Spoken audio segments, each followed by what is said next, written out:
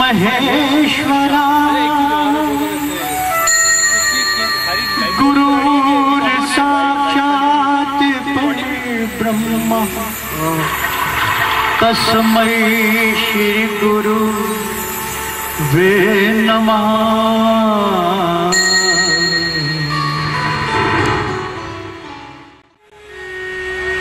बीते बंदगी में ये जिंदगी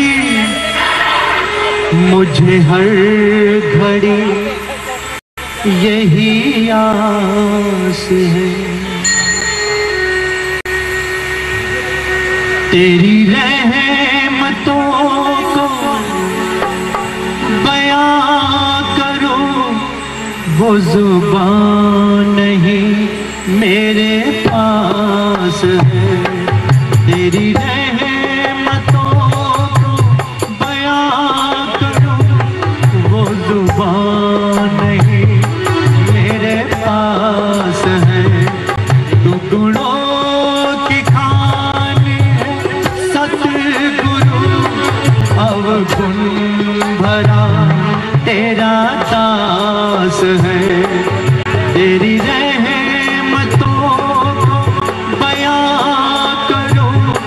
वो जुबान नहीं मेरे पास है।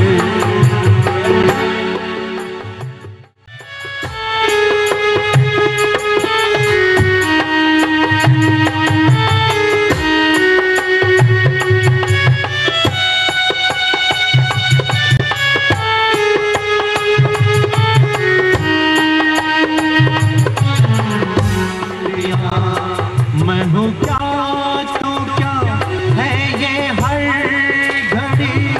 तेरी मेहर से एहसास है। तू गुणों की खान सतगुरु अवगुण भरा तेरा दास है। तेरी रहमतों को बयां करो वो जुबान नहीं मेरे। हरि शरणं समर्पण कर दो जीवन को। हरि शरणं समर्पण कर दो जीवन को। हरि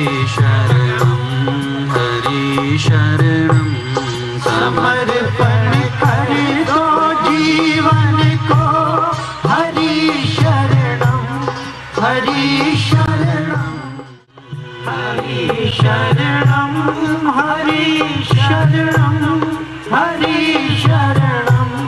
हरि शरणं कोई जो भूल है अब तक हरि के सामने कह दो। कोई जो भूल है अब तक हरि के सामने कह दो। कोई जो भूल है अब तक हरि के सामने कह दो। कोई जो भूल है अब तक हरि के सामने कह दो, बहा लो प्रेम के आंसू, हरि शरणम हरि शरणम।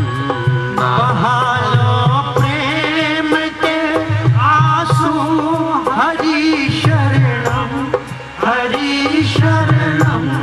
हरि शरणम हरि शरणम हरि शरणम हरि शरणम। हरि शरणम हरि शरणम हरि शरणम हरि शरणम। हरि शरणम हरि शरणम हरि शरणम हरि शरणम। हरि शरणम हरि शरणम हरि शरणम हरि शरणम। हरि शरणम हरि शरणम हरि शरणम हरि शरणम। हरि शरणम हरि शरणम हरि शरणम हरि शरणम। हरि शरणम हरि शरणम हरि शरणम हरि शरणम। हरि शरणम हरि शरणम हरि शरणम हरि शरणम हरि शरणम हरि शरणम हरि शरणम हरि शरणम हरि शरणम हरि शरणम हरि शरणम। बोलिए सद्गुरुदेव भगवान की जय, सच्चिदानंद भगवान की जय। आया जहाँ में सैर करने, ऐ मुसाफिर तू यहाँ था, सैर करके लौट जाना तुझको फिर वहाँ। तू सैर करना भूल निज घर बनाकर बस गया, याद कर देश की परदेश में क्यों बस गया। जय हो जय हो। ये परदेश है, ये देश नहीं है हमारा। हम यहाँ पर कुछ समय के लिए आए हैं, टिकने नहीं आए। और हम करते क्या हैं? हमारी सारी कोशिश, हमारे सारे कर्म यही दिखलाते हैं कि जैसे हमने यहाँ हमेशा के लिए टिकना हो। क्यों? क्योंकि हम सब के मन में एक बहुत बड़ी गलतफहमी है। हम सब एक इल्यूजन में जीते हैं, हम सब एक गलतफहमी में जीते हैं। क्या? हम सब ये सोचते हैं कि हमारा जीवन तब से शुरू हुआ है जब से हमने इस शरीर को धारण किया, और तब खत्म हो जाएगा जब हम इस शरीर को छोड़ देंगे। ये बहुत बड़ी गलतफहमी है। जीवन इस शरीर के जन्म से लेकर इस शरीर के अंत तक बंधा हुआ नहीं है। ये जीवन इसके बीच में आबद्ध नहीं है। हमारी जन्म और मृत्यु के बीच में जीवन आबद्ध नहीं है। जीवन तो जन्म से पहले भी था और मृत्यु के बाद भी रहेगा। ये क्या है? ये बीच में एक छोटा सा पड़ाव है। थोड़ी देर के लिए हमको ये जीवन मिलता है, थोड़ी देर के लिए हम इसमें आते हैं। किस लिए आते हैं? कोई विशेष कार्य करने के लिए आते हैं, पर हम उस विशेष कार्य को भूलकर और यहाँ पर टिकने की कोशिश करते हैं, अपने पैर जमाने की कोशिश करते हैं और कहते हैं कि पृथ्वी हंसती है। जब कोई व्यक्ति ये सोचता है कि मैं यहाँ पर जम जाऊं, मेरे पैर जम जाए, मैं सेटल्ड हो जाऊं, मैं टिक जाऊं यहाँ पर, तो कहते हैं कि पृथ्वी उसमें खिलखिलाकर हंसती है। क्यों? क्योंकि पृथ्वी ने आज तक सिकंदर जैसों को अपने ऊपर नहीं टिकने दिया, तो हमारी क्या हंसती। इस शरीर को छोड़कर किसी दूसरी योनि में ये अधिकार ही नहीं है कि आप कर्म करो। दूसरी सारी योनियां भोग योनियां हैं।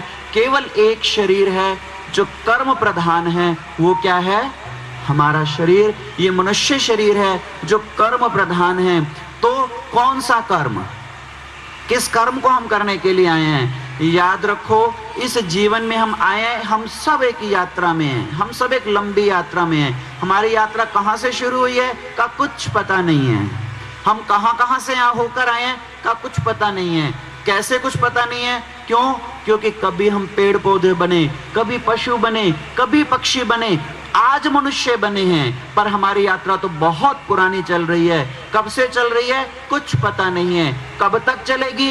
कुछ पता नहीं है। तो तो कहा कि मनुष्य शरीर मिलता है कि इस शरीर में आकर आपको एक सुविधा मिलती है। क्या सुविधा मिलती है कि अगर आप चाहो तो इस लंबी यात्रा को यहीं बंद कर सकते हो या रोक सकते हो, ये यात्रा यहाँ समाप्त हो सकती है, आपको मंजिल मिल सकती है। याद रखो, बाहर के जगत की यात्रा में जो लोग भी निकलते हैं उसमें से कुछ लोग सफल होते हैं, कुछ लोग असफल होते हैं, परंतु एक दिन जीवन में ऐसा आ जाता है जहां बाहर के जगत में जाने वाले सफल व्यक्ति भी असफल व्यक्ति भी दोनों एक जगह पहुंच जाते हैं, जहां दोनों ही जीरो हो जाते हैं। वो जगह कौन सी है?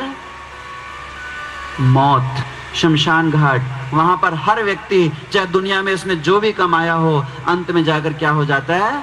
जीरो। जब हम खुद ही चले गए तो पीछे जो कुछ भी हो हमारे लिए किस काम का। इसलिए बाहर के जगत की यात्रा में आज तक जितनों ने भी दौड़ की है, जितने भी दौड़े हैं, अंततः उन सबको पछताना पड़ा और उनके हाथ में कुछ भी लगा नहीं। तो ये बाहर के जीवन की दौड़ का परिणाम की बात कहते हैं क्या कि परमात्मा के जगत में कोई व्यक्ति कभी हारता नहीं और बाहर के जगत की यात्रा में कभी कोई व्यक्ति जीतता नहीं। भीतर की जगत की यात्रा का मतलब क्या है? भीतर के जगत की यात्रा का मतलब है अपनी आत्मा, अपने परमात्मा की अनुभूति करना, अपने हमारे भीतर जो एक प्रेम का बीज है, हमारे भीतर जो ध्यान और समाधि का जो फूल है वो पूरा खिल जाए। याद रखो, कुछ तो गुल खिलकर क्षमा बाहर दिखा गए, धिक्कार है तो उन पे है जो बिन खिले मुरझा गए। अपने भीतर का बीज हमने खिलाना है। भीतर हमारे अंदर प्रेम और समाधि का एक बीज है, वो जब तक फूल नहीं बनेगा तब तक हमारा जीवन एक मंजिल को प्राप्त नहीं कर सकता। हम तब तक चलते ही रहेंगे, हमारी यात्रा बनती ही रहेगी। इसलिए जो भी व्यक्ति कभी शांत हुए वो भीतर के जगत में जाकर ही शांत हुए हैं। इसलिए हम सबको भीतर के जगत की यात्रा करनी है। अब आप कहोगे भीतर की जगत की यात्रा कैसे करें, क्या करें? तो याद रखो, भीतर के जगत की यात्रा में नाटक नहीं चल सकता, ढोंग नहीं चल सकता। आप लोग भीतर के जगत की यात्रा के बारे में सुनते तो बहुत हैं, परंतु चल क्यों नहीं पाते? क्यों? क्योंकि आपके अंदर सच पूछो, अभी कोई प्यास नहीं है, अभी कोई लगन नहीं है परमात्मा की, आत्मा की। आप कहोगे हम दुनिया में पूजा पाठ तो करते हैं, आप कहोगे हम भगवान का भजन तो करते हैं, देखो हम सत्संग में भी आए हैं, परंतु आप लगन से आए हो सत्संग में या बुलाने पे आए हो? आपको परमात्मा की प्यास है या एक फॉर्मेलिटी निभाने आए हो? आप मंदिर में जाते हैं तो मंदिर में जाकर भगवान के सामने नतमस्तक होते हुए क्या सच में पूजा करते हैं, या वहां पर भी भगवान को भी अपनी वासनाओं की पूर्ति के लिए प्रयोग करते हैं कि भगवान मेरी ये इच्छा पूरी कर दे, मेरी ये इच्छा पूरी कर दे? तो क्या आप भगवान के सामने नतमस्तक होने गए हैं? ना, अपनी इच्छाओं की पूर्ति के लिए गए हैं। इसलिए भगवान के रास्ते पर आप जाते तो हैं, परंतु सच्चे मन से नहीं जाते। सच्चे मन से कब जाओगे? कहा कि सच्चे मन से तब जाओगे जब इस दुनिया को देखोगे और दुनिया से थोड़ा मन हटेगा। जब दुनिया के दुख देखोगे, दुनिया की परेशानियां देखोगे। आप क्या करते हो? परेशानियां तो आपको मिलती हैं, दुख तो आपको मिलते हैं, परंतु आप क्या करते हो? उन दुखों का हल निकालते हो। तो आज तक कोई हल निकला क्या? एक जमाना था, आपने कहा कि गाड़ी आ जाएगी तो समस्या का हल निकल जाएगा, गोठियां बन जाएंगी तो समस्या का हल निकल जाएगा। पर आप ईमानदारी से बताओ, क्या समस्याओं का हल निकला है? बिल्कुल नहीं निकला। एक जमाना था जब आदमी बैलगाड़ियों पे चलता था और शांत था, खुश था और उसके पास बड़ा समय था। आज आदमी हवाई जहाज पे उड़ता है परंतु उसके पास टाइम नहीं है। तो कोई समस्या का हल निकला? कोई समस्या का हल नहीं निकला। समस्याएं बदल गई परंतु समस्याओं का हल नहीं निकला। बाहर के जगत में आप जितना दौड़ते रहो, आपको कभी कोई समस्या का हल नहीं निकलेगा। इसलिए परमात्मा के पास जो कौन व्यक्ति जा सकता है? ये यात्रा में कौन सफल होता है? भगवान के जगत की यात्रा में केवल वही जो पहले दुनिया को देखता है कि दुनिया का स्वरूप क्या है, दुनिया का स्वरूप क्या है, हम यहाँ क्या करने आए हैं। ये सब जो रिश्तेदार परिवार वाले आए, ये सब मेरे साथ किस लिए जुड़े हुए हैं? परमात्मा के जगत पर कौन सफल होता है? याद रखना, दुनिया को मन दे दे कर देखा पर झूठा प्यार मिला, स्वार्थ हटते ही प्रेम घटा दिखलावे का व्यवहार मिला, अमृत सी प्रीति कहीं पाई फिर जहर वियोग अपार मिला, सब कुछ मंथन कर देख लिया संसार में कुछ ना सार मिला। जिस दिन ये अनुभूति आपके जीवन में आएगी, क्या अनुभूति कि संसार में कोई सार नहीं है। अगर कोई व्यक्ति प्रेम भी करता है तो स्वार्थ का प्रेम है, और अगर कोई व्यक्ति आपकी इज्जत भी करता है तो कोई उसका स्वार्थ है। इसलिए दुनिया में जितना आप मन दोगे, अंत में आपको वहां से धोखा मिलना ही मिलना है। जब ये अनुभूति आपके हृदय में आएगी, जब आपको इस चीज का पता चलेगा, फिर क्या होगा? फिर आप ढूंढोगे कि फिर सत्य क्या है इस जगत में, फिर परमात्मा कहाँ है, फिर मुझे शांति कहाँ मिलेगी। अभी आप शांति ढूंढते हो घर परिवार में, समाज में, और जिस दिन आपको ये पता चलेगा कि घर परिवार समाज शांत करने वाला नहीं है, फिर आप सच्ची तलाश में जाओगे, और जिस दिन सच्ची तलाश में जाओगे उस दिन आपको परमात्मा के रास्ते में ठीक से आगे गति होगी, आगे बढ़ पाओगे। अभी आप परमात्मा के रास्ते पर भी जाते हो ना, तो देखा दिखाई जाते हो, क्या कि वो जा रहा है, मुझे भी जाना है। मेरे माँ बाप कहते थे चलो मंदिर में, तो हम भी चले गए, पर आपके अंदर प्यास तो नहीं है, आपके अंदर कोई जिज्ञासा तो नहीं है। केवल कहने भर से, केवल किसी को देखकर, किसी के बुलाने से आप भगवान के पास जाने लगे, फिर आपकी आदत होने लगी। आपको पता चला घर के अंदर तस्वीर रखनी, आप तस्वीर रख के पूजा करने लगे। पर एक जो ओरिजिनल चीज होती है, जो अंदर की एक लगन और प्यास होती है, वो तो आपके अंदर नहीं है। और अंदर के लगन और प्यास के बिना आप जितना कुछ भी करते रहो, वो सब बेकार हो जाए। इसलिए याद रखो, भक्ति करनी है, भगवान के रास्ते पर जाना है, तो सच्चे मन से जाओ, सच्चे हृदय से जाओ, और हृदय की गहराइयों से जाओ, तो फिर आपको भी परमात्मा अवश्य मिलेंगे, और तभी सच्ची यात्रा होगी। भगवान के रास्ते पर कौन बढ़ सकता है? जो पहले एक बार दुनिया को देखे और फिर सच्चे हृदय से तलाश करे, खोजे, और जब तलाश पैदा होगी, खोज पैदा होगी, तो फिर व्यक्ति संतों के पास जाएगा कि मुझे सच्चाई बताओ, मुझे इस जीवन का रहस्य बताओ। फिर संत जब आप पर कृपा करेंगे, तब आपके जीवन में फिर सच्चाई प्रकट होगी, आपके जीवन में प्यास पैदा होगी, और वो प्यास फिर आपको परमात्मा की तरफ लेकर जाएगी। हमसे पूछोगे संत किसको कहते हैं? संत उसको नहीं कहते जो आपकी मनोकामनाओं को पूर्ण करे, संत उसको नहीं कहते जो आपको दुनिया में फंसाए, संत तो उसको कहते हैं जो आपके अंदर भगवान की प्यास जगा दे, जो आपको भगवान से मिला दे, वो सच्चा संत होता है। हमारे अंदर सच्ची प्यास नहीं है तो हमें सच्चा संत भी नहीं मिलता। हम सच्ची प्यास जगाएं और फिर संतों के पास जाएं, तो याद रखना आपको सच्चा संत भी जीवन में मिलेगा। दुनिया में कोई किसी से प्रेम नहीं करता। मैंने दुनिया में सच में सच्चा प्रेम नहीं देखा। यहाँ पर सारा स्वार्थ की दुनिया देखी है मैंने। सगा भाई, सगे माँ बाप तक कहीं ना कहीं स्वार्थ से जुड़े हुए होते हैं। इस दुनिया में सारी दुनिया को देखा, कहीं पर सच्चा प्रेम नहीं मिला। अगर कहीं सच्चा प्रेम मिला तो मुझे सद्गुरुदेव के चरणों में ही मिला। और तो ऐसे सद्गुरुदेव जिनके चरणों में बैठकर हमने अध्यात्म का पाठ पढ़ा, भगवान के रास्ते पर चलने का मार्ग सीखा, एक लगन जगाई जिन्होंने परमात्मा के रास्ते की, उन सद्गुरुदेव के चरणों में मैं क्या अर्पित कर सकता हूँ? केवल अपनी श्रद्धा के 2 शब्द। क्यों? क्योंकि गुरुदेव और तो कुछ स्वीकार ही नहीं करते, और इतना भी मना करते हैं, कहते हैं कि तुम क्यों स्टेज पर मेरी चर्चा करते हो, परंतु मैं तो एक शिष्य हूं ना। तो मेरा मन ही नहीं मानता कि गुरुदेव की चर्चा के बिना सत्संग पूरा कैसे हो। जब तक गुरुदेव की चर्चा कर लूं मेरा मन नहीं भरता। इसलिए 2 शब्द केवल गुरुदेव के चरणों में हम समर्पित करेंगे। ऐसे सद्गुरुदेव जिन्होंने हमको उंगली पकड़कर चलना सिखाया, उनके चरणों में, श्री चरणों में केवल एक ही भाव रखेंगे।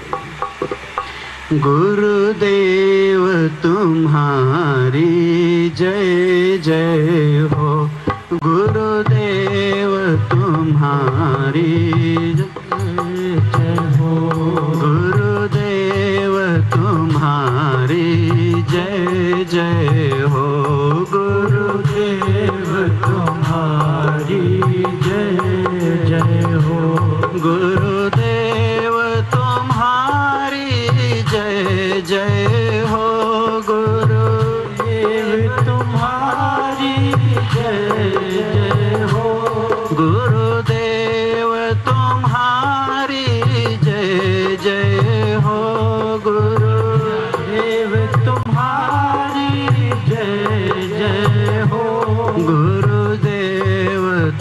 तुम्हारी जय जय हो। मेरे गुरु जी तुम्हारी जय जय हो। मेरे गुरु जी तुम्हारी जय जय हो। सद्गुरु जी तुम्हारी जय जय हो। सतगुरु जी तुम्हारी जय जय हो। सद्गुरु जी तुम्हारी जय जय हो। सद्गुरु जी तुम्हारी जय जय हो। गुरुदेव तुम्हारी जय जय हो। गुरुदेव तुम्हारी जय जय हो। सद्गुरु जी तुम्हारी जय जय हो।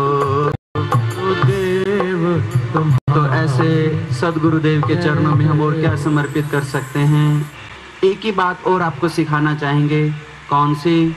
कहा कि आप सब लोग भक्ति के रास्ते पर जाते हैं, तो भक्ति कहते किसको हैं? भक्ति का मतलब क्या है? इसमें 2-3 शर्तें बताई हैं। कौन सी 2-3 शर्तें हैं? कहा कि तत्तेनुकंपाम सुसमीक्षमानो, जो व्यक्ति क्षण क्षण प्रतिक्षण भगवान की कृपा का अनुभव करता है बड़ी उत्सुकता के साथ कि भगवान ने हमें कम थोड़ी दिया है, भगवान ने हमें बहुत कुछ दिया है। जो भगवान ने हमें दिया है उसकी तरफ ध्यान रखोगे तो एक अहोभाव जगेगा कि भगवान ने हमें बहुत दिया। कृपा का भाव जगेगा कि भगवान ने हम पर बहुत कृपा की। इसलिए जीवन में कभी अभाव मत देखना। दूसरा कहा कि जो हर आने वाले सुख और दुख को अपने कर्मों का फल मानकर किसी को दोष नहीं देता, ये दूसरा लक्षण है। और तीसरा, जो प्रतिक्षण प्रसन्न मन से भगवान को धन्यवाद देता है, वो व्यक्ति भगवान के परम पद का ऐसे अधिकारी हो जाता है जैसे एक बेटा अपने बाप की प्रॉपर्टी का स्वतः अधिकारी हो जाता है। क्या बेटे को बाप की प्रॉपर्टी लेने के लिए कुछ करना पड़ता है? तो आप भी भगवान के परम पद के ऐसे अधिकारी हो सकते हैं जैसे पिता की प्रॉपर्टी का बेटा। पर कब? जब व्यक्ति के अंदर ये 3 चीजें होती हैं। तो इन 3 चीजों को थोड़ा समझें। पहली बात तो आप कभी किसी को दोष मत दें। आपके जीवन में जो भी सुख आता है, जो भी दुख आता है, वो आपके कर्मों का फल है, याद रखना। कोई किसी को ना यहाँ सुख दे सकता है, ना कोई किसी को यहाँ पर दुख दे सकता है। आप अगर किसी का अच्छा करते हो तो आप उसके बदले उससे डबल अच्छा चाहते हो। तो आप सौदा कर रहे हो या किसी के लिए अच्छा कर रहे हो? पहले तो आप मुझे ये बात बताओ, क्या आप सच्चे मन से किसी का अच्छा चाहते हैं? ये थोड़ी कहा जाएगा आपने किसी के लिए कुछ किया है। पहली बात तो आप किसी के लिए कुछ करते नहीं है। और अगर आप किसी के लिए कुछ करते हैं तो आप क्यों चिंता करते हो? अगर आपने किसी के लिए अच्छा किया तो आपका अच्छा कर्म हुआ है, और अगर किसी दूसरे को कुछ मिला है तो उसको उसके कर्मों का फल मिलता है। इसलिए यहाँ पर कोई किसी को सुख नहीं दे सकता, कोई किसी को दुख नहीं दे सकता। अगर आपका साथ किसी के साथ सुख दुख का संबंध है तो केवल कारण बनता है। निमित्त का मतलब झूठा कारण। निमित्त कारण कि वो निमित्त बन गया, असली कारण कोई और है, वो तो खाली निमित्त कारण बना है। दूसरी बात ये याद रखो हमेशा कि भगवान की कृपा का अनुभव करो। आप कहते हो मुझे ये नहीं दिया, ये नहीं दिया, ये आपका गंदा मन है जो कहता है। भगवान ने आपको इस सृष्टि का राजा बनाकर भेजा है। आपके पास क्या नहीं है आज की डेट में? इस सृष्टि के दुखों को नहीं जानते हो, इसलिए आपको लगता है कि मेरे पास कुछ नहीं है। अभी आपके सारा दुख क्या है? अभी आपका सारा दुख यही तो है कि पड़ोसी नई गाड़ी ले गया और मैं रह गया, उसका अच्छा बंगला बन गया और मैं तो फ्लैट में हूं। आपका सारा दुख ही यही है। परंतु याद रखो, आज आपके सामने कोई थाली ऐसे रख देता, लो खाना खाओ, आप नहीं खाते हो, का इज्जत से खिलाएगा तो हम खाएंगे। पर ये दिन ज्यादा दिन रहने वाले नहीं है। एक दिन जब कुत्ते की योनि में चले जाएंगे तो जब पेट में लगेगी भूख की आग तो नाली के अंदर भी मुंह मार के रोटी का टुकड़ा निकालोगे, क्योंकि जब भूख लगेगी ना तो वो भी खाने को मजबूर हो जाओगे। नाली में पड़ा हुआ रोटी का टुकड़ा भी निकालोगे। और वो दिन दूर नहीं है, 40-50 साल बीत चुके हैं, 10-15 साल और बीतेंगे। बस जीवन के अभावों को मत देखो, मिली हुई चीजों को देखोगे तो कृपा का एहसास करोगे, तभी भक्ति कर पाओगे, तभी अपने आप को भगवान के चरणों में भी समर्पित कर पाओगे। एक छोटी सी कहानी के माध्यम से समझिए, क्योंकि कथा कहानी के माध्यम से आपको ज्यादा समझ में आएगा। एक राजा थे, राजा के पास ज्योतिषी आए। ज्योतिषियों ने राजा का हाथ देखा, जन्म कुंडली देखी, और ज्योतिषियों ने कहा कि राजन, आपकी प्रजा के ऊपर एक बहुत बड़ा कोई कष्ट आने वाला है। राजा घबरा गया, मेरी प्रजा के ऊपर कष्ट? महाराज, आपने जब मेरी हाथों की रेखाएं पढ़ ली हैं, मेरा प्रारब्ध पढ़ लिया है, इस प्रारब्ध को काट दो, मेरी प्रजा के ऊपर ये कष्ट ना आए, कोई उपाय होगा, उपाय बता दो। तो महाराज जी ने कहा, हाँ राजन, अगर तुम चाहो तो इसका उपाय भी हो सकता है। क्या?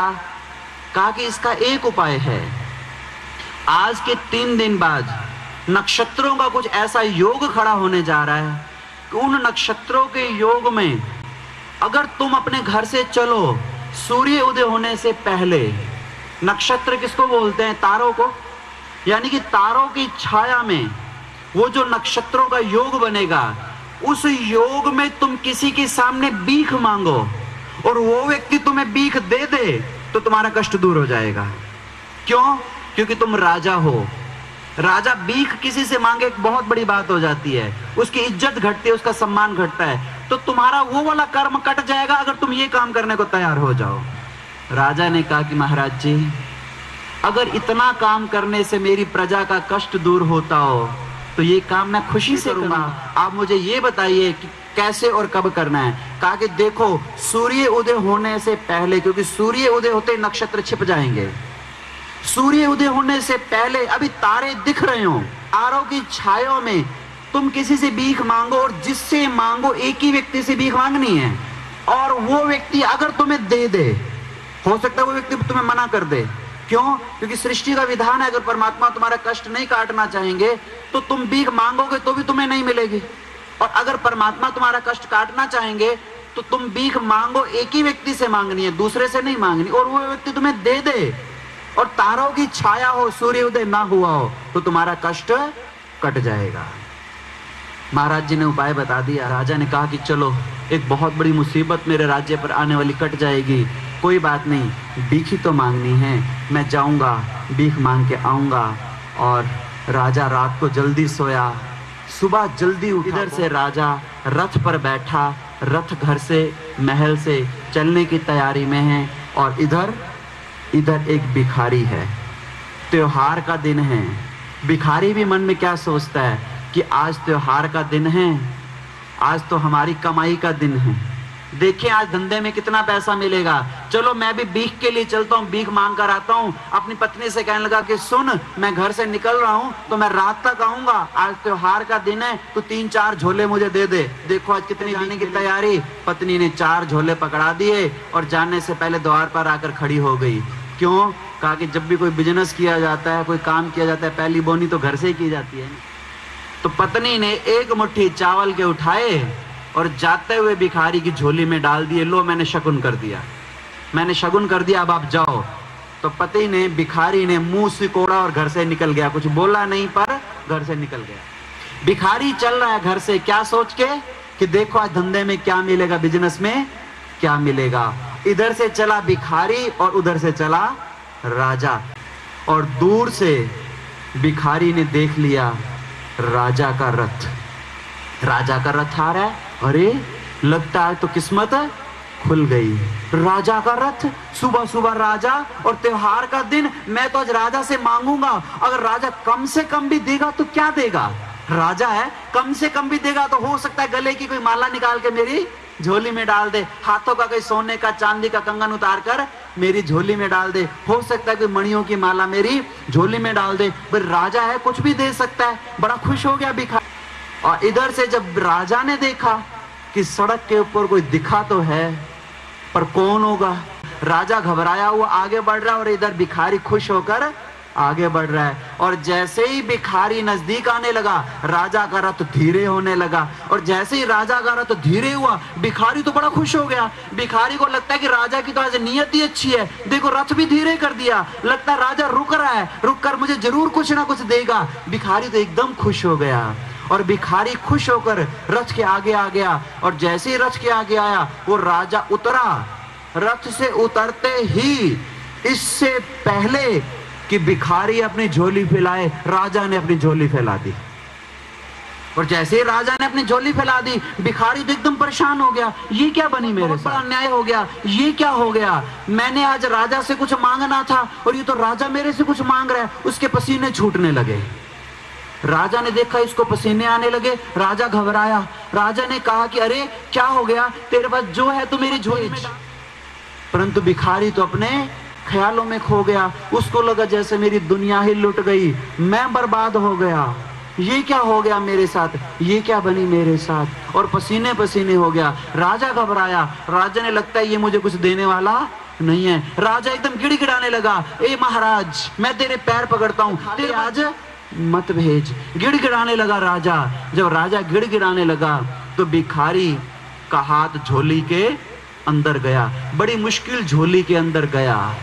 झोली के अंदर गया, वो एक मुट्ठी चावल के जो पत्नी ने डाले थे ना, वो हाथ में आए, हाथ में उठाए, पर वो झोली से हाथ बाहर ही नहीं आ रहा। क्यों?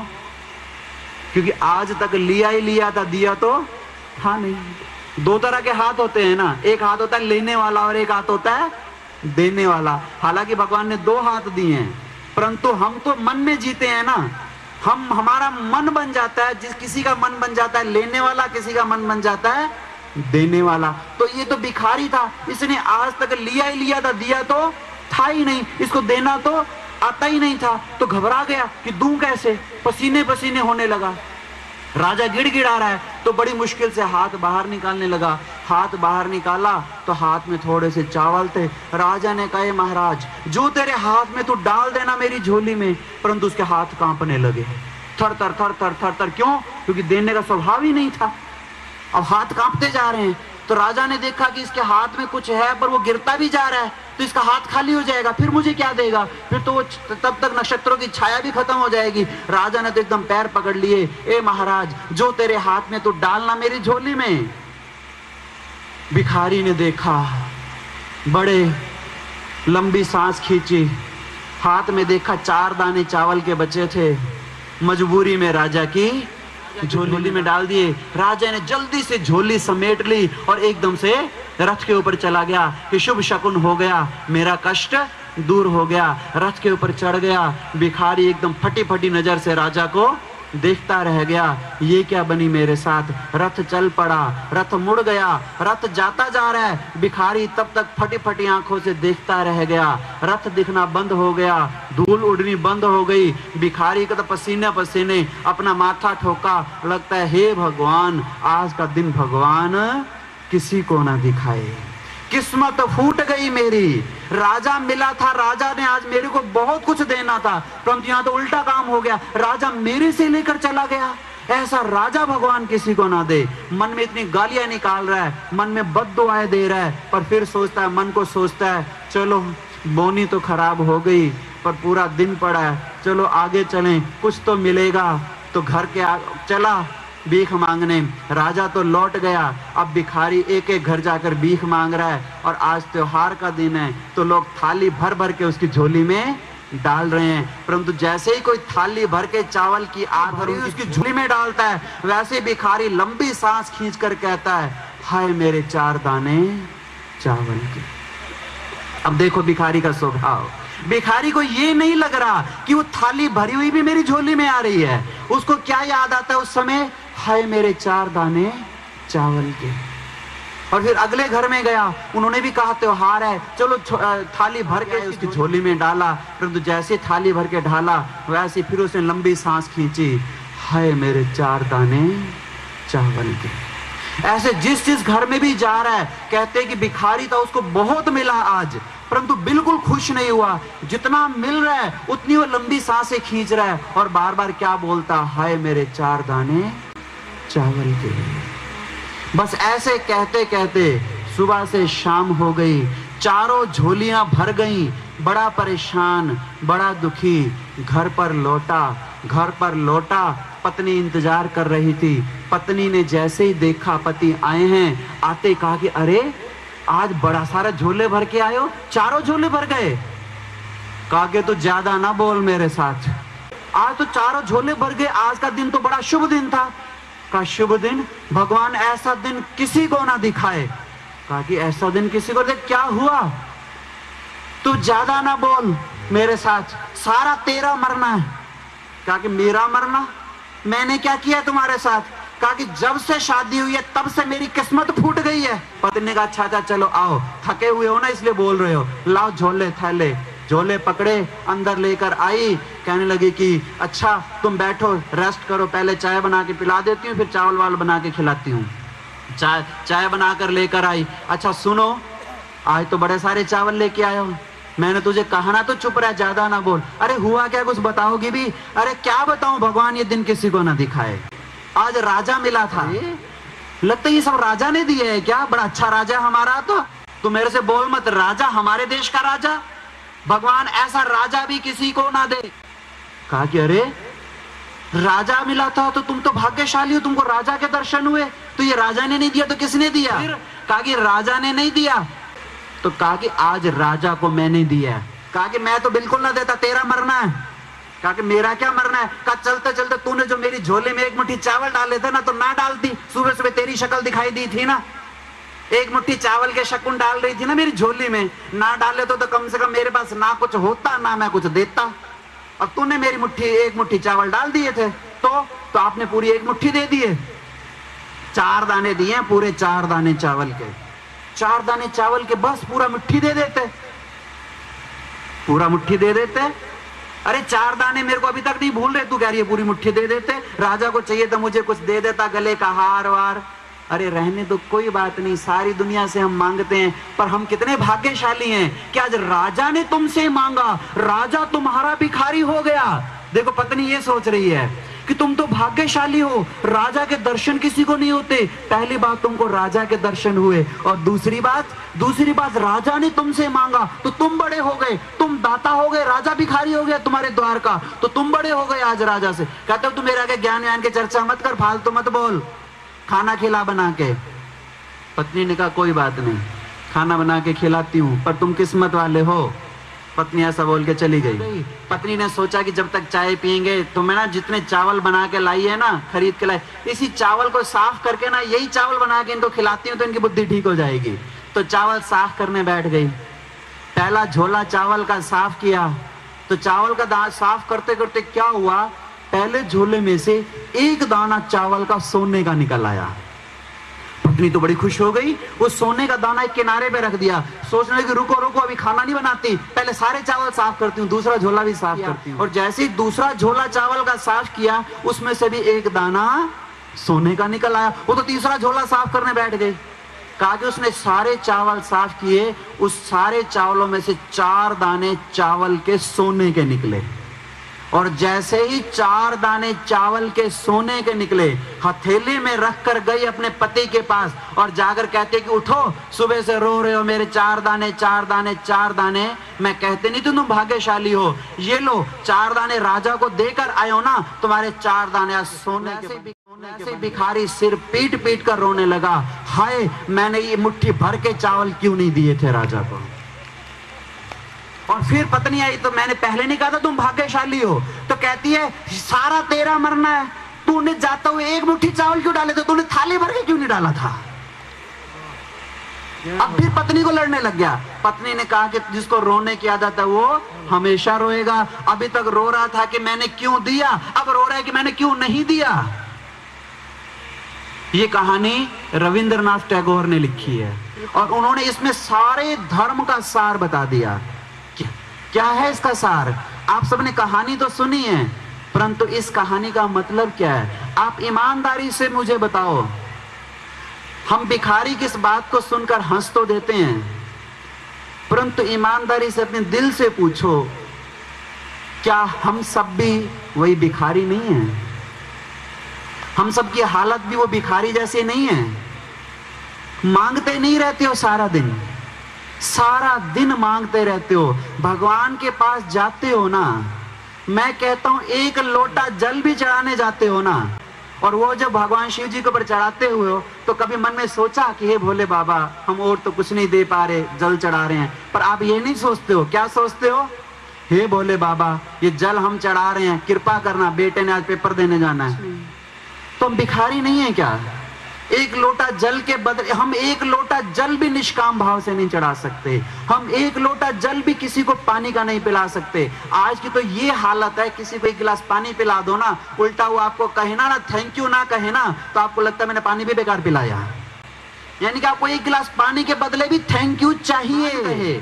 तो बताओ आप कभी भक्ति कर सकते हो जो एक गिलास पानी नहीं पिला सकते? और भगवान ने आपके लिए क्या क्या किया? कभी धन्यवाद दिया भगवान को, और उसके बदले उल्टा मांगते हो। कभी ध्यान दिया भगवान ने हमको क्या नहीं दिया? सब कुछ तो हमें दे दिया। इतना सुंदर शरीर, इतनी अच्छी बुद्धि, इतनी अच्छी आंखें, इतना अच्छा मन, और क्या चाहिए आप लोगों को? अब तो बस इतना ही कहो कि भगवान हमको जो दिया, मेरी झोली छोटी है, तूने तो मेरे को बहुत कुछ दिया, धन्यवाद के भाव से भरो, भिखारी मत बन। और हम इतना कहने आए हैं कि वही व्यक्ति समझदार है जो समय के रहते जग जाए और समय के रहते उन घड़ियों का उपयोग कर ले। नहीं तो समय का क्या भरोसा, आज प्राण है कल ना हो। अच्छे भले लोग रात को सोते हैं और सुबह शमशान घाट पर होते हैं, कुछ पता नहीं चलता जीवन कब तक है। इसलिए समय रहते ही अपने मन की परिस्थितियों को बदलो, अपने मन की समझ को बदलो, शिकायत करना छोड़ो भगवान से, धन्यवाद के भाव से भरो, अपने आप को भगवान के चरणों में समर्पित करो, जबरदस्ती नहीं, गदगद भाव से।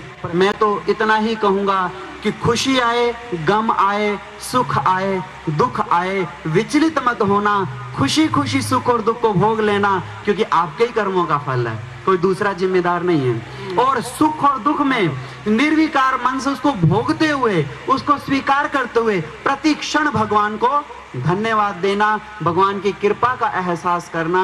अंत में मैं इतना ही प्रार्थना करूंगा भगवान से, आप सबका जीवन मंगलमय हो, आप सबका जीवन प्रेममय हो, आप सबके जीवन में भगवान आए, आप सबके जीवन में शांति आए। और अंत में एक ही प्रार्थना, हंसना, मुस्कुराना आपकी जिंदगी बने, खुशियों का खजाना आपकी जिंदगी बने। गम तो आते हैं जिंदगी में, मगर मजा तो तब है जब हर गम में मुस्कुराना आपकी जिंदगी बने।